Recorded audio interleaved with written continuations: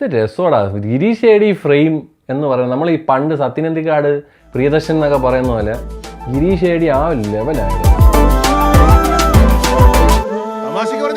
എന്റെ കാഴ്ചപ്പാടിൽ അണ്ണൻ തൂക്കി പിന്നെ ഓണം വിന്നർ തന്നെയാണ് ഉറപ്പായിട്ടും. ഈ വർഷം ഓണം നിവിൻ പോളി തൂക്കി. ഓണം നിവിൻ പോളി തൂക്കി. ഓണം തൂക്കി.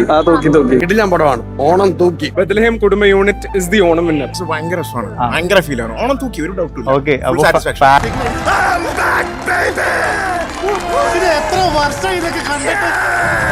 നിവിൻ പോളിക്ക് ഒരു ഉമ്മ. വളരെ ലൈറ്റ് ഹാർട്ടഡ് ആയിട്ടുള്ള ഒരു നല്ല ഒരു ഫീൽ ഗുഡ് റൊമാൻറ്റിക് കോമഡി പടം. ഒരു രക്ഷയില്ല, അടിപൊളി പടം. ഓണം തൂക്ക്. പിന്നല്ല, നീ തകർക്കളിയാ. All the best. കിടിലൻ പടം. ഒരു നമുക്കൊരു സംതൃപ്തി എന്ന് പറഞ്ഞില്ലേ, ആ ഒരു പടം. കിടിലൻ പടം. അടിപൊളി അടിപൊളി.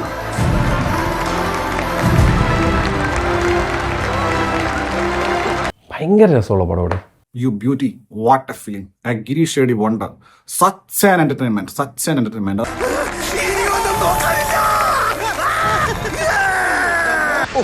അന്യായം അണ്ണാ, അന്യായം.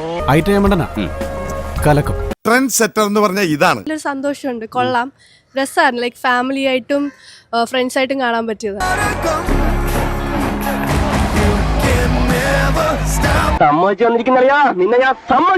എന്തായാലും നല്ല ക്രിയേറ്റീവ് ഐഡിയ. എന്ത് രസമാണെന്നറിയോ, സീൻ ബൈ സീൻ. അടുത്ത കാലത്ത് ഇത്രയും തിയേറ്ററിൽ നിന്ന് ചിരിച്ചൊരു സിനിമ പറയില്ല.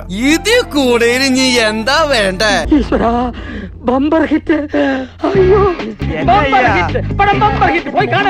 നമ്മുടെ മനസ്സ് നിറയും. നല്ലൊരു ഓണം പടം. ഓണത്തിന് ഫാമിലി കയറാൻ പറ്റിയ പടമായിരിക്കും. സ്റ്റാർട്ടിങ് ടു എൻഡ് ഒരു സീനും കൂടെ നമുക്ക് പുഞ്ചിരി വിടാതെ ഈ സിനിമ കണ്ടിരിക്കാൻ പറ്റത്തില്ല. അത്രത്തോളം എന്റർടൈനിങ് ആണ്. ഇട്ടിപ്പെട്ട് സാധനം. ഉഗ്രൻ എന്ന് പറഞ്ഞ അത്യുഗ്രൻ. ഇഷ്ടായി, ഒരുപാട് ഒരുപാട് ഇഷ്ടായി. വെരി നൈസ് മൂവി മാൻ. എന്താ പടം, എന്താ സിമ്പിൾ പടം. Simple and humble. പറഞ്ഞു കേട്ടതിലും ഗംഭീരം, അത്യുഗ്രൻ.